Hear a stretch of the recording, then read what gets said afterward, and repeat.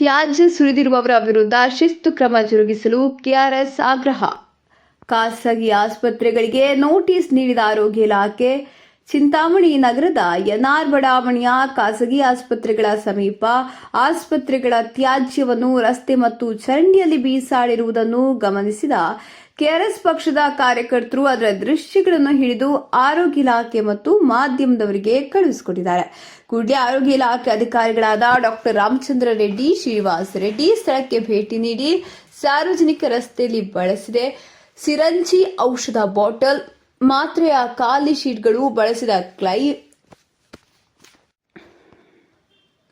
ಬಳಸಿದ ಸಿರಂಜಿ, ಔಷಧ ಬಾಟಲ್, ಮಾತ್ರೆಯ ಖಾಲಿ ಶೀಟ್ಗಳು, ಬಳಸಿದ ಕೈ ಗ್ಲೌಸ್ಗಳು ಸೇರಿದಂತೆ ಆಸ್ಪತ್ರೆಯ ಇತರೆ ತ್ಯಾಜ್ಯವನ್ನು ಗಮನಿಸಿ ಅಲ್ಲಿಯ ಸ್ಥಳೀಯ ಖಾಸಗಿ ಆಸ್ಪತ್ರೆಗಳಿಗೆ ನೋಟಿಸ್ ನೀಡಿ ಎಚ್ಚರ ನೀಡಲಾಗಿದೆ.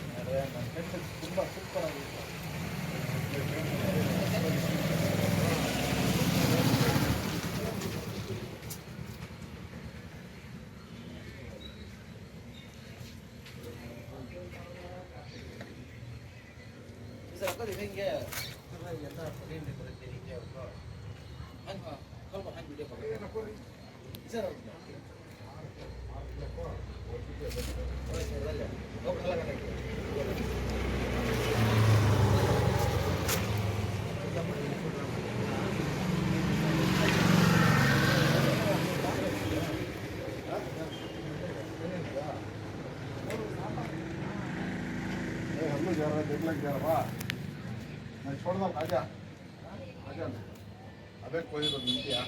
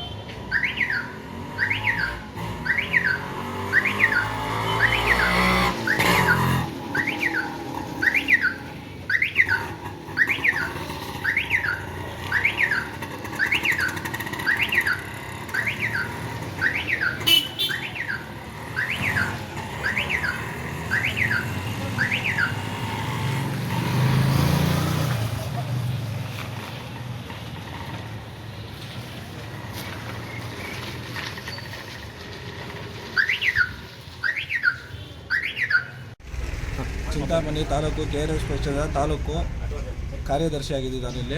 ಇಲ್ಲಿ 13-14 ವಾರ್ಡ್ ನಂಬರು ಅಂತ ಒಂದು ಮಧ್ಯದಲ್ಲಿ ಇಲ್ಲಿ ಖಾಸಗಿ ಆಸ್ಪತ್ರೆ ಇರುವಂಥದ್ದು ಮೈಸೂರು ವೆಂಕಟರೆಡ್ಡಿ ಹಾಸ್ಪಿಟಲ್ ರೋಡಲ್ಲಿ ಒಂದು ಆಸ್ಪತ್ರೆ ತ್ಯಾಜ್ಯವನ್ನು ಸುರಿದಿರ್ತಾರೆ. ಇದ್ರ ಬಗ್ಗೆ ನಾವು ಮೇಲಧಿಕಾರಿಗಳು ಆಡಳಿತ ಅಧಿಕಾರಿಗಳಿಗೂ ಗಮನ ತಂದಿರುತ್ತೇವೆ. ಆದರೆ ಕಾಟಾಚಾರಕ್ಕೆ ಅವರು ನೋಟಿಸ್ ಕೊಟ್ಬಿಟ್ಟು ಹೋಗಿದ್ದಾರೆ. ಅದ್ರ ಬಗ್ಗೆ ಒಂದು ಸರಿಯಾದ ಕ್ರಮವನ್ನು ತಗೋಬೇಕಂತ ನಾವು ಮನವಿ ಮಾಡ್ತಿದ್ವಿ. ಮುಂದಿನ ದಿನಗಳಲ್ಲಿ ಈ ಥರ ಒಂದು ವ್ಯವಸ್ಥೆಯನ್ನು ಸರಿಪಡಿಸದೆ ಹೋದರೆ ಉಗ್ರವಾದ ಒಂದು KRS ಪಕ್ಷದಿಂದ ಹೋರಾಟವನ್ನು ಮಾಡ್ತಿದ್ವಿ. ಇದ್ರ ಬಗ್ಗೆ ನಮ್ಮ ಒಂದು ಇದು ಹೇಳಿದ್ದಕ್ಕೋಸ್ಕರ ನಮ್ಮ ಬಗ್ಗೆ ಒಂದು ಕೆಟ್ಟ ಅಭಿಪ್ರಾಯವನ್ನು ಮೂಡಿಸಿ ಇಲ್ಲಿ ಕೆಲವಂತ ಒಂದು ಆಸ್ಪತ್ರೆ ಸಿಬ್ಬಂದಿಗಳು ಇವರೇ ಹಾಕಿದ್ದಾರೆ ಅನ್ನೋ ಮೂಮೆಂಟ್ವರೆಗೆ ನಮ್ಮನ್ನೇ ಒಂದು ಅಲ್ಲಿ ಗುರಿ ಮಾಡಿದ್ದಾರೆ. ಅದನ್ನು ನಾವು ಅದ್ರ ಬಗ್ಗೆ ಯಾವುದೇ ತರಹದ ಒಂದು ವಿಷಯವಿಲ್ಲ. ಬಂದು THO ಇಲ್ಲಿನ ತಾಲೂಕು ಅಧಿಕಾರಿಗಳೇ ಬಂದು ಪರಿಶೀಲನೆ ಮಾಡಿ ಹೋಗಿದ್ದಾರೆ. ಅದ್ರ ಬಗ್ಗೆ ಹೌದು ಇದು ಹಾಸ್ಪಿಟ್ಲೇ ತ್ಯಾಜ್ಯ ಅಂದ್ಬಿಟ್ಟು ಅದ್ರ ಬಗ್ಗೆ ಕಠಿಣವಾಗಿ ಕ್ರಮ ತಗೋಬೇಕು. ನೀವು ಬರೀ ನೋಟಿಸ್ ಜಾರಿಗೆ ಮಾಡಿ ಸಾಕಾಗಲ್ಲ. ಮುಂದಿನ ದಿನದಲ್ಲಿ ಇದ್ರ ಬಗ್ಗೆ ಕ್ರಮ ಕೈಗೊಳ್ಳದೆ ಹೋದರೆ ಉಗ್ರವಾದ ಒಂದು KRS ಪಕ್ಷದಿಂದ ಹೋರಾಟವನ್ನು ಮಾಡ್ತೇವೆ. ಹೊಸ ಸಿರೆಂಜಿನ್ ತಂದಿದ್ದಾರೆ, ಆ ಟ್ಯಾಬ್ಲೆಟ್ಸು ಬಾಕ್ಸ್ಗಳಿದ್ದಾವೆ. ಇವಾಗಲೇ ಆಲ್ರೆಡಿ ಕೊರೋನಾ ಡೆಂಗು ಇವೆಲ್ಲ ಹೆಚ್ಚಾಗಿದ್ದಾವೆ. ಈ ರಸ್ತೆ ಬದಿ ಚರಂಡಿಗಳಲ್ಲಿ ಹಾಕ್ಬಿಟ್ಟು ಹೋಗಿದ್ದಾರೆ. ಇದ್ರ ಬಗ್ಗೆ ತಾಲೂಕು ಆಡಳಿತ ಕಠಿಣವಾದ ಕ್ರಮ ತಗೋಬೇಕು. ಮುಂದಿನ ದಿನಗಳಲ್ಲಿ ಈ ಥರ ಆಗದೇ ಇರೋ ಥರ ನೋಡ್ಕೋಬೇಕು. ಸರ್, ಇದು 2-3 ದಿವಸ ನಿರಂತರವಾಗಿ ನಮ್ಮ ಪತ್ರಿಕಾ ಮಾಧ್ಯಮದವರು ಕೂಡ ವರದಿ ಮಾಡಿರ್ತಾರೆ. ಆದರೂ ಕ್ಲಿನಿಕ್ ಇಲ್ಲಿ ಒಂದು 5-6 ಕ್ಲಿನಿಕ್ಗಳಿದ್ದಾವೆ ಇಲ್ಲಿ. ಅದ್ರ ಬಗ್ಗೆ ಯಾರು ಅಂತ ಇನ್ನೂ ಪರಿಶೀಲನೆ ಮಾಡಿಲ್ಲ. ಅವರು ತನಿಖೆ ಮಾಡಬೇಕು ಅಂತ ನಾವು ಕೇಳ್ಕೊತಾ ಇದ್ದೀವಿ.